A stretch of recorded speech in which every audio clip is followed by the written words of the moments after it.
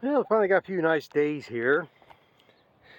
So I figured might as well come out here and look at this fence. Probably ain't gonna make much difference. Ain't really much growing out here yet. Stuff's greening up, it's not growing. Probably need these few warm days and then a brief shower on it, bring something up. But right now, I'm just looking at the line fence here. It's between me and the other neighbor. Probably can't see it. There's 6 strands of high T fence here. None of this has any electric in it. And basically to make sure the wire's up. I've already walked all this down here. I just walked over to that fence line right there. I don't know if you can quite see it. You might see some of the yellow insulators there. It's got the metal T-posts. But I came down this far. The rest of that fence up around there, the thing I really got to worry about, I think, is where that tree is. Might have some limbs down on it. I can't see anything from here, but it's probably going to be something. And that fence line there means nothing. That's another one of your government's mandates or recommendations or whatever you want to call it. So back when I did them grants that I did back in, it was from 2008 to 2010, 2009, somewhere in there. The first project I did was a septic system for the milk house. And if you see a skid steer up there right behind it is where the tanks are. And there's a pipe that runs down. When I get up here I can show it. And it's got a spreader bar on it. And I've talked about this before. There's a float valve in that tank, second tank.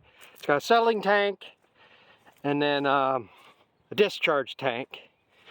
And when the discharge tank gets full, it's called a flout, will settle down. It'll flood the box that's on it. And it flows down and then it drains the tank out. And then it comes up here on a spreader pipe, which I guess I better get the brush cutter out and clean that off too. I believe this pipe, it was 96 or 98 feet. I don't know why they can't round it up, either make it 90 foot or 100 foot. But you can see this pipe in there. It comes down here to a T. And I believe it's either 1/2 inch or 3/4 inch holes drilled into that pipe. And it branches out almost to the road and over to that fence. And then a discharge runs out. It's supposed to, what this is supposed to be here now is a filter strip. And the water will trick across here. And the purpose of it is, a lot of this soaps and stuff I use has phosphorus and phosphates and all this other stuff. Plants can uptake them nutrients. Whereas if I just discharged it originally, we just had a discharge out here and it's just gonna make a mud hole. Or if we take it to the ditch, you're basically polluting. All them nutrients will be going with the rainwaters and whatever down the ditch and get to the creeks.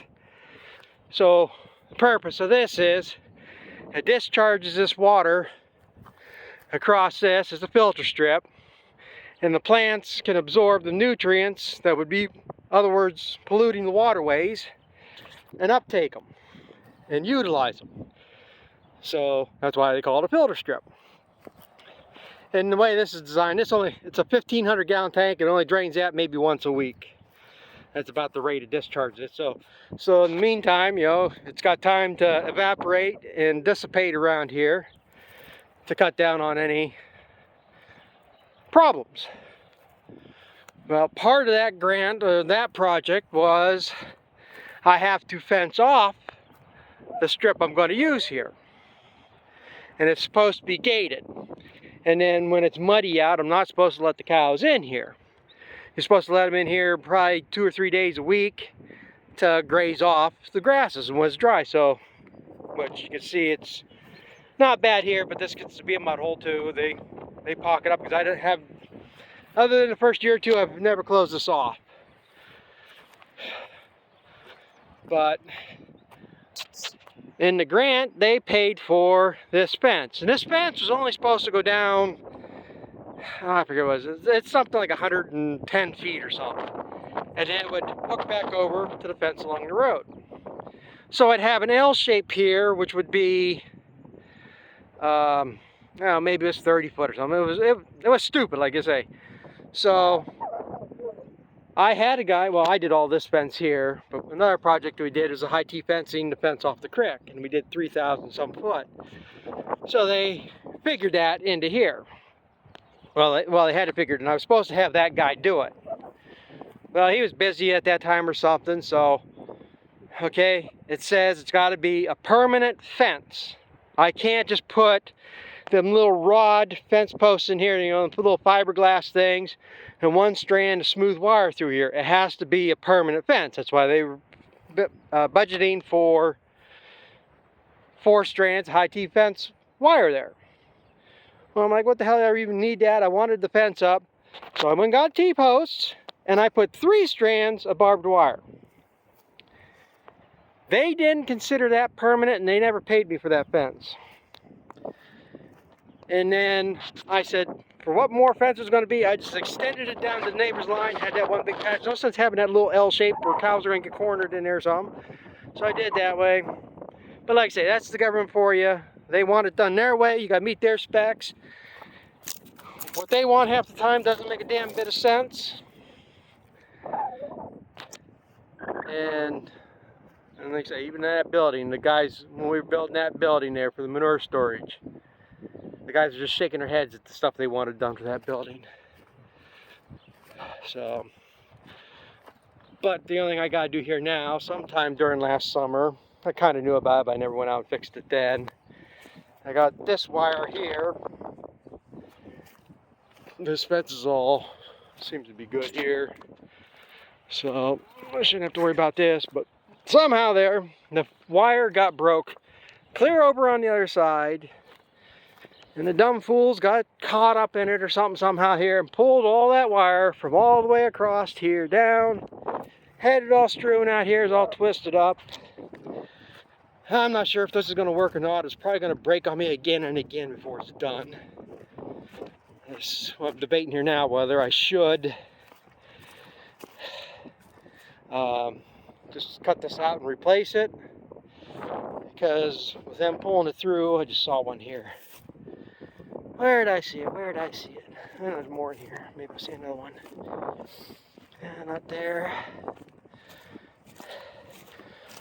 Oh, damn, I just untangled it, and I've seen about a dozen of these things.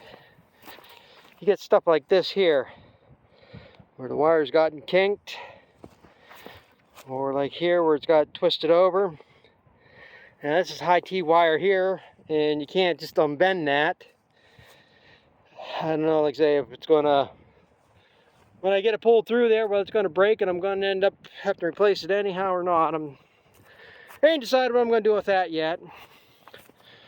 Because one thing, I haven't found my pliers or my splices so I can put it back together. Maybe by the time I pull it around there, I'll end up 10 foot short, and it'll just be easier to put a new wire in and to try to have more splices in it. Who knows?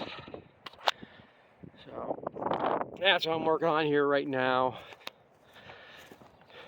If I can get this fence up here in the next day or two. I say there ain't nothing out here for them to eat. Nothing's. Even though we've had, what, 2 days now, 3 days now. It's got to be in the 70s here right now. I had to take my hood off. But need the heat to wake it up, and then you need the rain to make it grow. So I'm going to get back to figuring this out, or what I'm going to do. Or I got 2 other projects I got to work on here yet.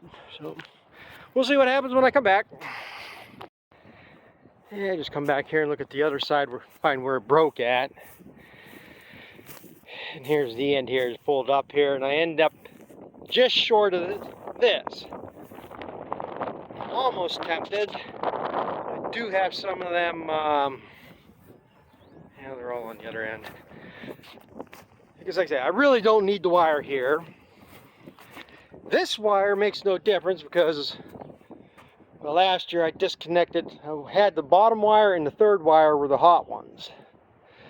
last year I disconnected the bottom wire because that's one that always gets shorted out on grass and stuff.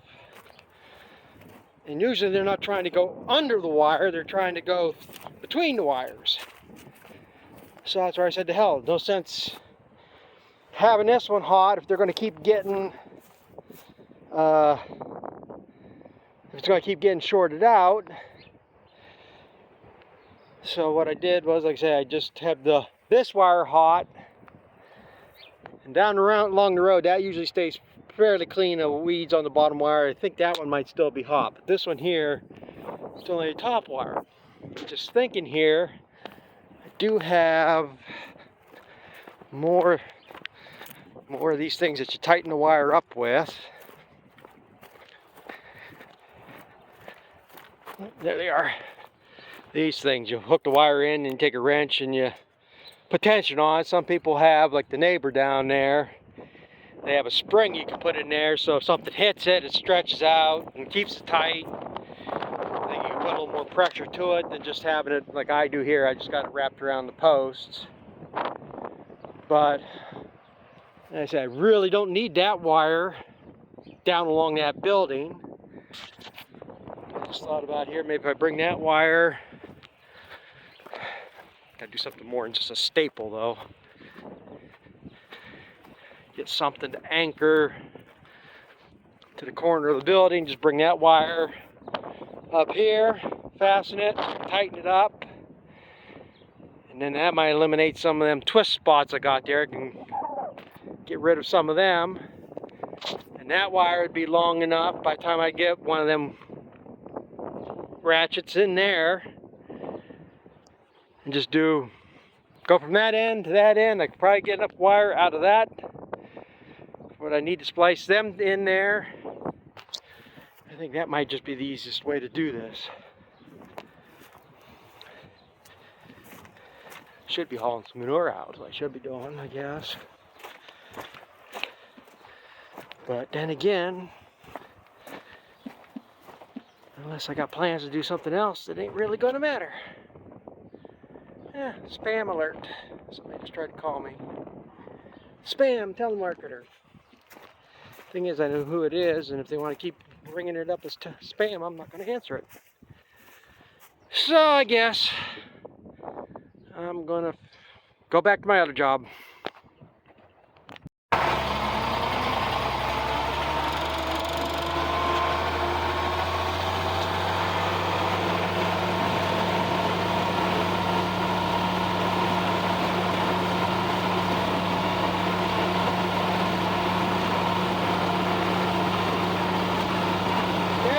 Got done pulling a neighbor out of the swamp.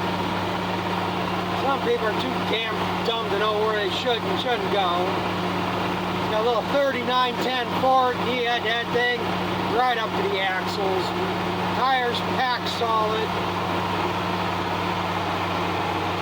And that's it. Everybody thinks you get a few good days and everything's just ready to go.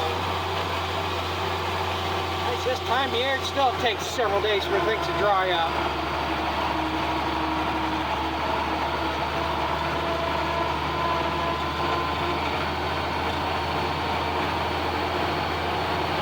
Time of the day to be doing this too. Damn glare coming up this hill. Can't see a damn thing once I get to the bottom here. And maybe the sun's down low enough now. Nope.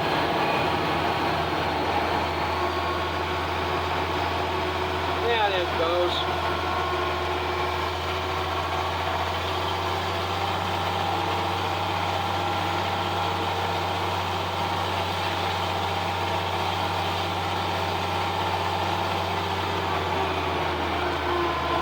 By the sun again.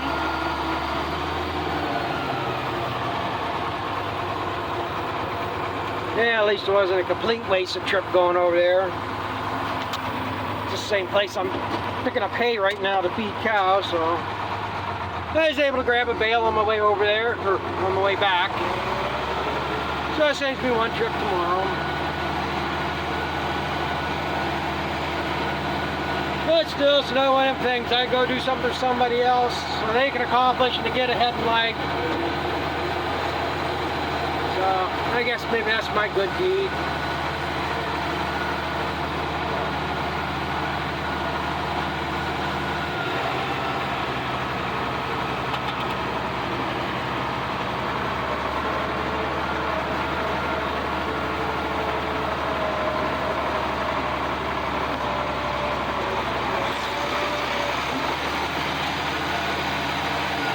I probably really don't need to park this in here tonight. It's supposed to be good weather yet.